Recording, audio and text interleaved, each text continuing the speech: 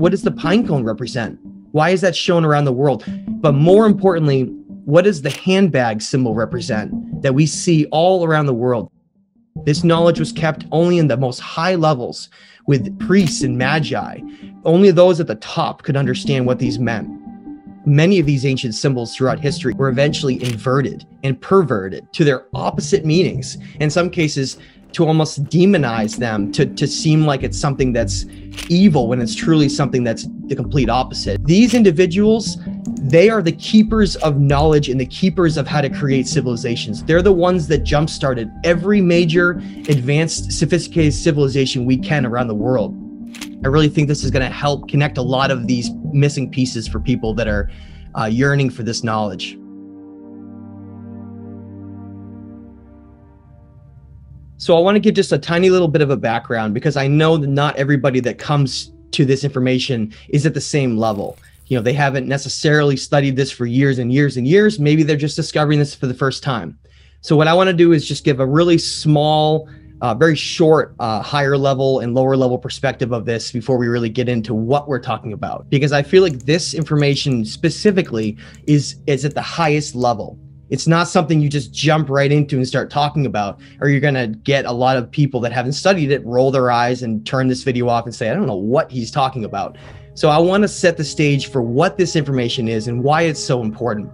Over the last couple of years, the last several years of studying this and writing books and trying to understand the earliest point of when civilization started here, there was always these questions that came up, questions revolving around, what are those cylinder seals that have been found in ancient Mesopotamia? What do they represent? What do these murals represent with all these depictions from the past? What are these ancient symbols we find in places like in the Americas, all the way into Turkey, down into Egypt, down into Mesopotamia? Why do we find the same symbols shared by so many different cultures around the world, when in our history books we're taught that those cultures had no contact with one another, especially across oceans? They were disconnected from different time periods in history, and it's all just random, right? Human civilizations emerged just based on randomness. Some group of kings and group of hunter-gatherers got together, they decided to settle on a location, and then they built an empire, and then that empire eventually collapsed. And that's the whole story we're given. We're told this entire narrative of our civilization can be put into this 6,000-year window with just enormous amounts of slaves being forced into manual labor to create these enormous structures like the pyramids. This is the version we're told. Moving these enormous blocks on these wooden pillars and all these things, it just doesn't make any sense anymore. This old narrative and paradigm that we're taught about how human civilizations got created, how old they are, what the knowledge and the information that was handed down to them, where did it come from? All of these things are starting to become much more in the forefront of conversations. And we're not there yet. A lot of society is still sleeping and believes this narrative that we're told that I just described, this very simplistic narrative that really does govern our lives. If we think that we're just primitive apes that have no connection to the stars, and we have no understanding of what we really are, this higher vibrational being that is a co-conscious creator of this reality around us. If they don't have that perspective, think about how that governs their lives. So that's why I think this information is so important. What we're going to do today is we're going to answer some very, very important questions that are just sort of sifting around and floating around the internet that I get emails and I get questions all the time from people. They'll ask me, what do the Anunnaki look like? Are they reptilian? Are they serpent-headed? What do the term, what does the pinecone represent? Why is that shown around the world? But more importantly, what does the handbag symbol represent that we see all around the world? What do they really represent? We got to start with symbolism, because that's the biggest piece of this to understand. Now, for those who have followed my work for the last few years, who have read my latest book, The Stage of Time, they know that I discuss the symbols of the eagle and serpent extensively, discuss how it's not really supposed to be a literal translation. In Mesopotamia, when we find this depiction of a serpent-headed individual, it's very easy to want to jump on that and say that's a reptilian being. Very easy to jump on that. And I don't want to throw anybody to the bus and say that you're wrong, but I want to explain my side and my take on how that explains what that means. When you have something serpent-headed, just like when it's described like in the Code of Hammurabi, black-headed, we're talking about symbolism that's shown what someone's mentality is. That's why when we have depictions of some of the Anunnaki, they have an eagle head. They didn't really have eagle heads, and they didn't really have serpent heads. It was a symbolic way to describe their mentality. If their mentality is focused on governing through war and control and the masculine energy of creation, that symbol was always shown through the symbol of the eagle. That's what that symbol meant. And the serpent always represented knowledge and wisdom. So in that case, it really wasn't a scary image with that serpent headed. It actually represented very knowledgeable, a being that was very, very smart, very knowledgeable, not like the society around them, the farmers, the ones who were fishing, the common man. Back then, those types of people didn't understand any of this. This knowledge was kept only in the most high levels with priests and magi. Only those at the top could understand what these meant. Yes, the eagle and the serpent are some of the most important symbols that we have, but these two that we're about to talk about may be the most important two, because they really represent the totality of all of this. So what you have in front of you is a lot of different images all thrown together, collage of images together here. And I wanted to just break some of these down and show you guys this as we're going along. Now, the images at the top part of the screen and the left part, these are depictions of the Anunnaki, okay? And that's essentially, those three are the Anunnaki themselves. And we'll get into a little bit more about why they look different. But I mentioned the mentality symbolism with the head thing. That image with the eagle head is Ninurta. It's an ancient god of war. That's why it has an eagle head. Ninurta was known as basically the major influencer of the Roman Empire. And you can find that with Ninurta's symbol right there. You'll see it with the Byzantine double-headed eagle. And I showed that on the last image on the rock shown in the background. That represented having awareness and knowing everything about all around you. So having something look left and right, meaning would be knowing all, but not knowing in a knowledge sense, being aware of everything, knowing what everyone's doing, being one step ahead of them. This was the Ninurta symbol. Now, what you'll see though, even in that case, being an eagle-headed mentality that I described, they have this symbol of a pine cone in their hand nearly every time. They're holding that pine cone and pointing in a certain direction. And as we go along, looking at these specific murals from Mesopotamia that I'm going to be talking about, which reference either kings or the Anunnaki, I want people to remember what you're looking at, everything has meaning. Every little curl, every little mark, every single thing they put in these designs means something. That's what's so fascinating about it. I've literally stared at some of these for hours and hours on end, just try to figure out what they're representing. So what I'm showing here, essentially, just to break it down, is these Anunnaki individuals, these figures, are holding a pine cone. They're always facing it forward in front of them. Now, when you go to the Vatican in Rome, where the Pope stands out and comes out and gives all those commandments and talks to everybody, what you find in the square is a giant pine cone symbol, the largest in the entire world, sitting in the center of their religious establishment there. This enormous pine cone, okay? At the same time, the Pope on his staff has a pine cone built right into the wood itself. You can see that depicted down the bottom, as well as a hat that he wears called the mitre hat. Now, when you look into the story of the Dogon, the ancient tribe that's in Western Africa in the country of Mali, you find out that this Dogon tribe had all of this knowledge about the stars and the heavens way before the first telescopes were ever invented, before they ever had influences from other cultures. You just had this remote tribe in the middle of the Western Africa that had knowledge about the heavens that literally no one had knowledge of at that time. or very few select groups. And so when French anthropologists first came over to meet them in the 1930s, they couldn't understand how this tribe knew the detailed alignments and celestial movements of Sirius A, B, and even C. And Sirius B hadn't even been discovered yet. It wasn't discovered for years and years later until the first radio telescopes were made. And this culture somehow knew vast amounts of knowledge about our cosmos and about our planet as well.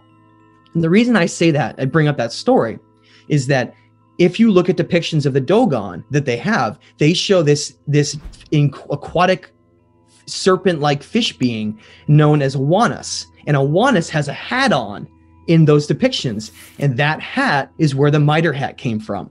And Awanas is passing on that knowledge in these depictions to these Dogon people. So when you look at the Pope today, it's simply just a reference from these ancient knowledge bringers that passed along knowledge.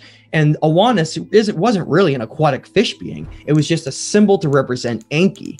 And when you look at cylinder seals of Enki, you see that he essentially has these fish coming down through above him, and he's basically in charge of the god of freshwater and balance. And so all these things that we see today in these corrupted religious establishments and these inverted truths of these symbols, they all go back to a much more ancient time before they really became inverted to their opposite meanings, just like something like the swastika. All those things were either inverted or hidden so that we no longer understood what they are. The pine cone is absolutely, it's all around the world. We find it in Hindu cultures. We find it in Egyptian cultures. We find it all around the world. As we're going to get into in a second. We know that the pine cone represented knowledge, the passing of knowledge and wisdom. We know that. The pine cone represented both our third eye, the pineal gland within the human brain, as well as it represented this honeycomb hexagonal design, the seeds of life, the seeds of knowledge that represented basically this intelligent design behind all of nature itself. So they decided to use, of any symbol in the entire world, the pine cone represented the passing of knowledge and wisdom. And that's why it's shown being pushed in front of themselves and being handed to other cultures. What's important about us establishing that is that we can then take that understanding and apply it to other symbols because they're related. And that's how this works, is we can take related symbols and allow us to help us expand to understand what they all mean. The pine cone and the handbag is literally shared by every single area in the world. We can establish that there were what we find evidence for lost civilizations. And that's why this is so important, because these symbols that we find in all these different parts of the world, where we also have megalithic structures and sophisticated things that were built that would have been impossible for a primitive culture with Bronze Age tools, we find these same symbols. And that's what's so important about defining them, because it allows us to say, that's who influenced them to create those civilizations. And that's why they're so similar to others. What we have on the screen is probably the most debated of all the symbols that exist today, is the symbol of the handbag. Now, I will fully admit, when I first started studying this, I thought it was some kind of a bag that maybe held psychedelics, to like psilocybin or something, to help expand some culture's mind or something when they're in a church. I couldn't understand, well, what is in that bag? What are they providing? And there's been so many individuals that said, well, it represents technology, some kind of technology they had that helped them to build the civilization.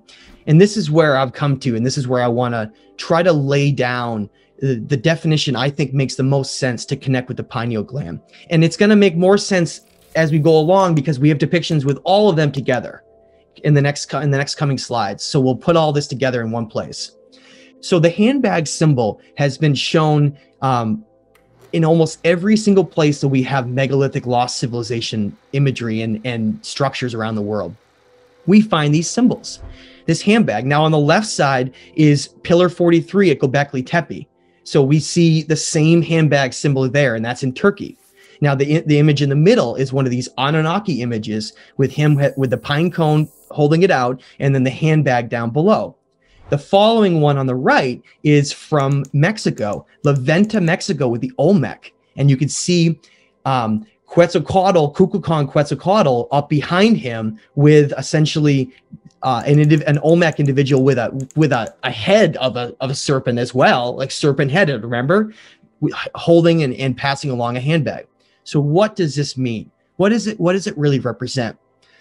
Well, think about what the previous symbol represented: the passing of knowledge. Okay, the passing of knowledge to another individual, not just generic knowledge, higher knowledge of everything. If you were to try to sit down and explain to someone everything, to have them understand from a higher level, understand the balance of nature, understand consciousness, energy, understand the cosmos, understand how to create a civilization. All of these things come into, that's what's needed for an individual to be able to do what they've done throughout history in these empires. So what did the handbag represent then? The handbag was the tools needed to create a civilization. So if you sit down with someone and you are passing the pine cone of knowledge, you're just telling them something. You're telling them knowledge. You're having them understand, like what I just described, the nature of reality, understanding energy, all those things. That's one thing, right? To have knowledge, to have it and understanding is one thing. But how do you create a civilization? How do you design a civilization? What are the blueprints for that civilization? What are the morals that would be laid down for that civilization? How is that civilization going to be governed? What are the rules going to be? That's what that symbol represents. It's the tools needed to create that entire civilization. So that's why you have a pine cone from the knowledge side, and then here is coming right next to it, holding. But notice he's not passing along. In some cases, he's passing along the pine cone and passing along the bag, but in other cases, he's holding it by his side as well. These individuals, they are the keepers of knowledge and the keepers of how to create civilizations. They're the ones that jump-started every major advanced, sophisticated civilization we can around the world. When we see lost civilizations, this is where these influences came from. They came from those who are passing along knowledge through the pine cone and the tools to create civilizations around the world. And that's why we find these two depictions so closely used in nearly every depiction, because what's the end game here? If you had an advanced group that wanted to design the infrastructure for a planet, design the infrastructure with cities, for what people would do, for how to run the world, how to clear river channels for agriculture, for how to map the heavens, you would need all of these different tools and knowledge to be able to do that. And that's what I really feel like these symbols represented when they're handing them down. But it goes even deeper too. And this is where it's a rabbit hole. It truly is. We find ample evidence all around the world, just like we found evidence for these symbols being shown, that there have been devastating catastrophes that have occurred on the earth, and maybe not even just during one time period, but maybe as a part of a cyclical basis, where maybe every 12,000 years, it seems like some disaster occurs, which is why they were so obsessed with mapping the heavens, because they could understand not only the energy of the cosmos, but they could also map and understand when events are going to happen, what time period is occurring on a larger level, looking at it more on the basis on the solar system level, not on looking at our understanding of time. So these civilizations were wiped out collectively around the world based on series of cataclysms we find. And we know that based on erosion we find around like the Sphinx enclosures. When we look at Greenland ice core samples, we see a very, very devastating event that occurred between about 12,800 and about 10,800 years ago, over potentially over 1,000-year period of multiple events that seem to have wiped out all of these civilizations and just left either just their megalithic structures that they built with no writing at all, or in some cases these cuneiform tablets, which was the ingenious way that they knew that they could preserve a message etched into stone or clay so that it would survive. That's why there's so few writings from any of these cultures anywhere in the world, because if they had used paper or anything digital, none of it would have survived. And so when some ask about, well, how do you know Atlantis was real? We don't have any of the writings from Atlantis, really. We have very little. We have anything that was either channeled or came through ancient Egypt, because Egypt was the only connection that we can find back to Atlantis when Solon went there and then told Plato about the story of Atlantis. So all we have, Willie, is basically these scraps and these little breadcrumbs left behind from what is disasters that we can't even wrap our heads around in terms of human history, for events that have occurred, for what happened to them, to be able to try to understand what this story is. And that's why it's so difficult, because we're talking about a culture, Willie and JP, that disappeared in many cases well over 10,000 years ago. So guys, this is what we're going to go some high level stuff now for those who love high level. In Göbekli Tepe, which is in the Anatolia region of Turkey, you see Pillar 43, which is the most important of all the pillars there. Now, these pillars are massive megalithic pillars that are built out of a single stone. They're these huge T-shaped pillars, and they weigh more than 20 tons each.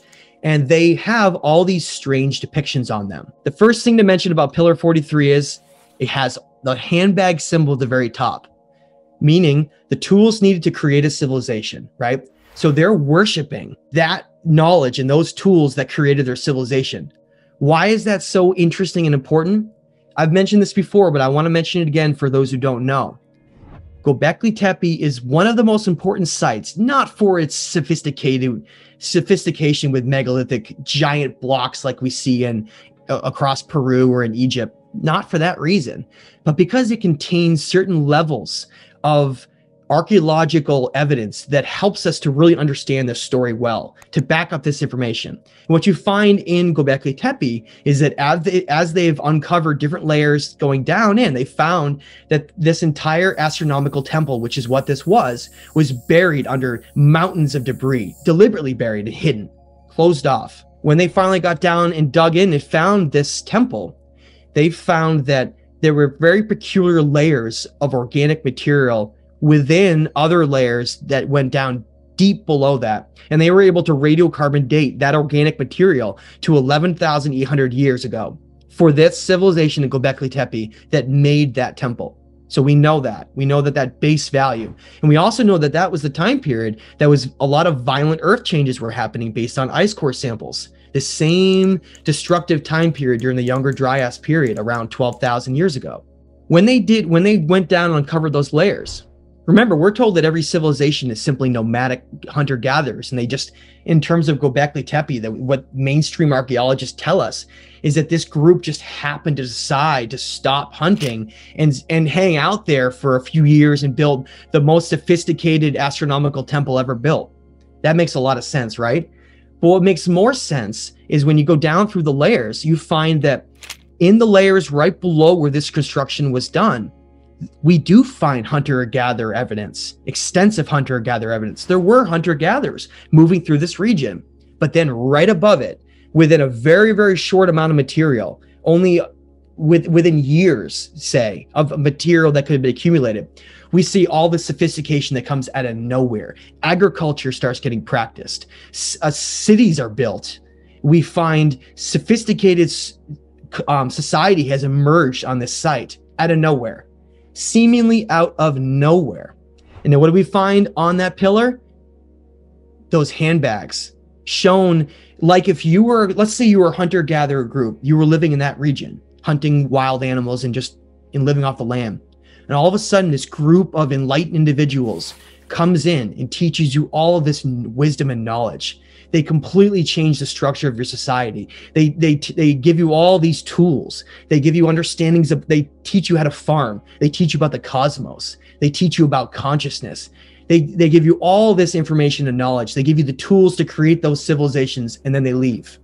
What are you going to do? You're going to worship them. You're going to worship them, either them where they came from, or even just celestial understandings of energy, and we'll get into that in a second.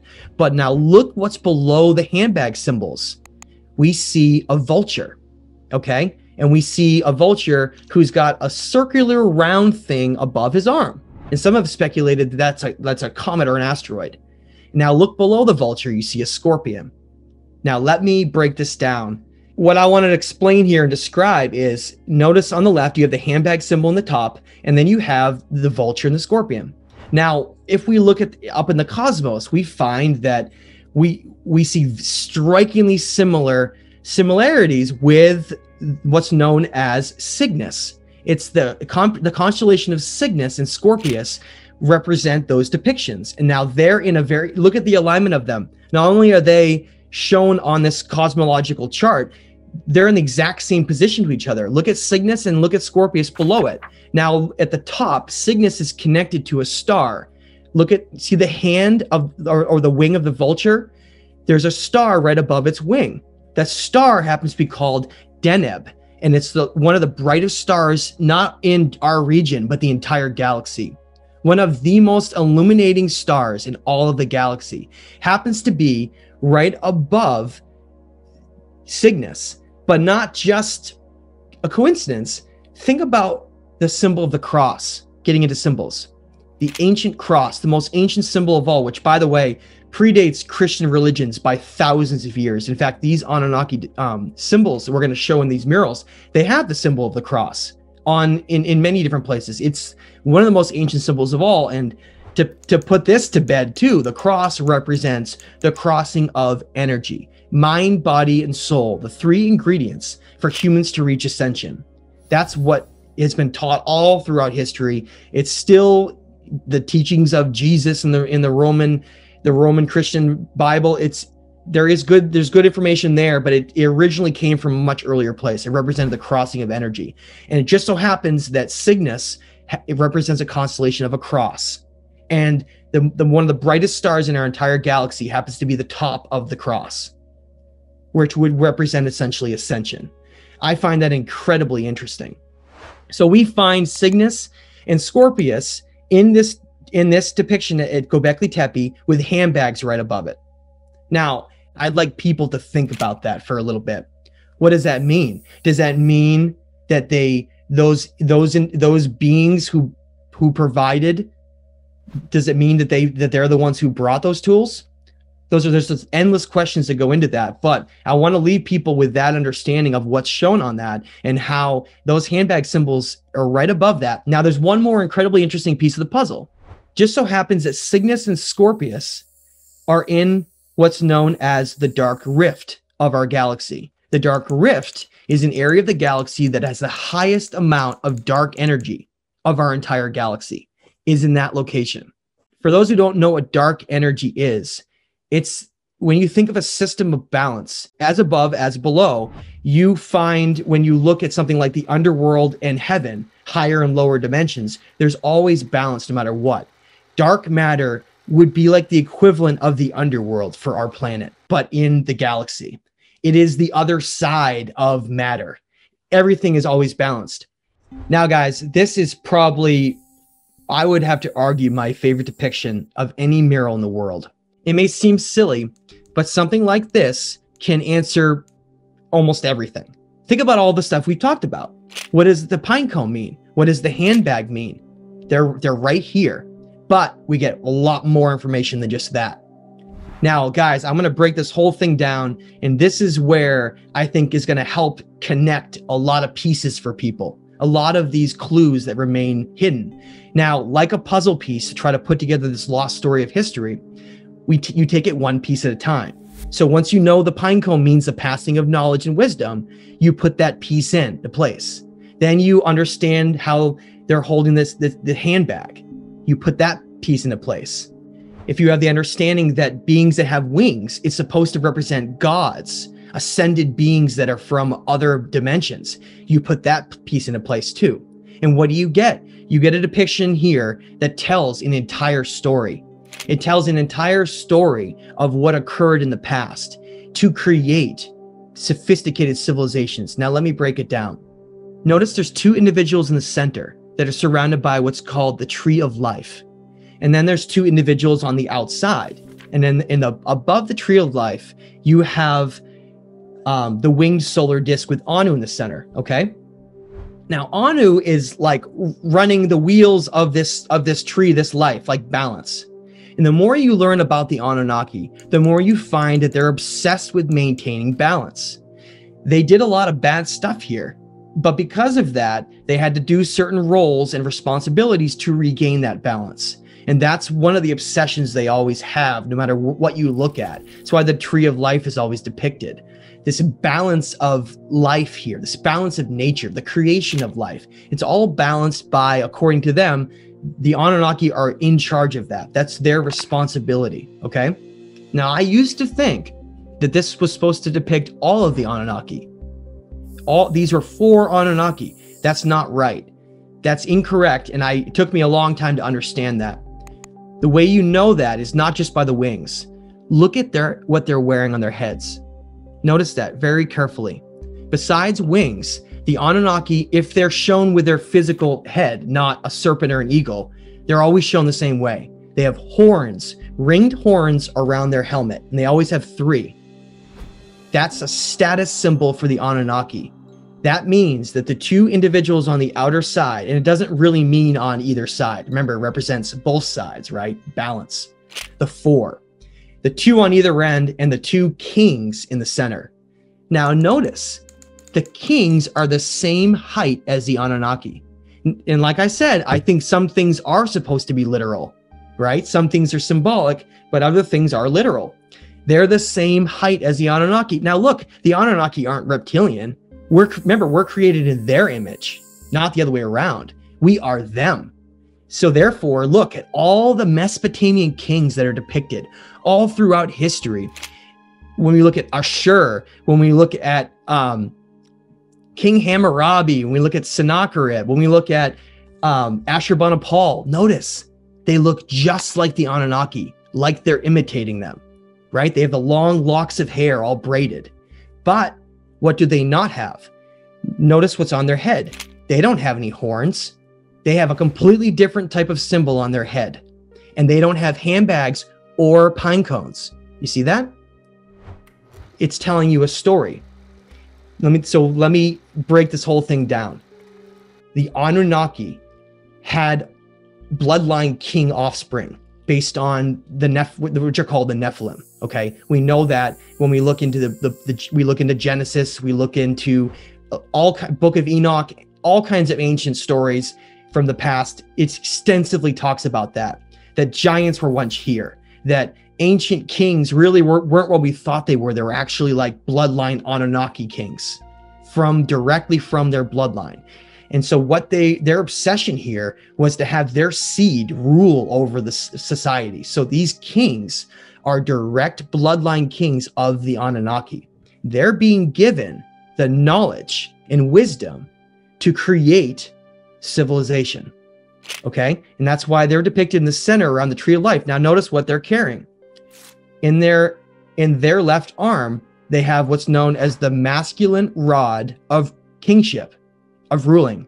And it was always males that did the majority of these ancient civilizations were males. There were some civilizations in parts of Africa that were run by females. And there were some areas of Africa had female kings and priestesses and that was an example in areas, but in majority of the time, it were these bloodline males, these masculine rulers that would take over and rule society. And that's really what's being depicted here in the center. So they have the masculine rod, and then look what they're doing. Just like you see, they're pointing the way. It is their way or nothing. They are handing down the rules and responsibilities that the Anunnaki gave to them, almost like an emissary that works for someone that's very powerful. They're the ones who are supposed to then use all of that knowledge, the tools to create a civilization, the knowledge, the laws handed down to them, specific laws. It was all under one umbrella called kingship. Everywhere is the same phrase. Kingship was lowered. Kingship was lowered here. Kingship was lost, then relowered. And we're going to get into that in a second. But essentially, you have the Anunnaki having these bloodline kings that they feel are superior, that should rule over the rest of society. They're telling them the way to create those civilizations and how to govern them. And in the center, you have the Zoroastrian symbol with Anu, who's basically pulling the wheels. He's on almost like the bike of life. He's the one who's in charge of all of the Anunnaki in balance. So when you put the whole thing together, It's like the Anunnaki are creating a specific type of kingship civilization for our societies here in their image, in their likeness, and their mentality. Okay. And that's what I think is so interesting, though. If we go back a little bit, just notice how often they're depicted with an eagle head, though, not a regular head and not a serpent head. It's actually quite rare. You do see it, like with when I showed you in La Venta, the Olmec, how they show Kukulkan coming up with the serpent. Yeah, it's there, but it's much more rare. What does that mean?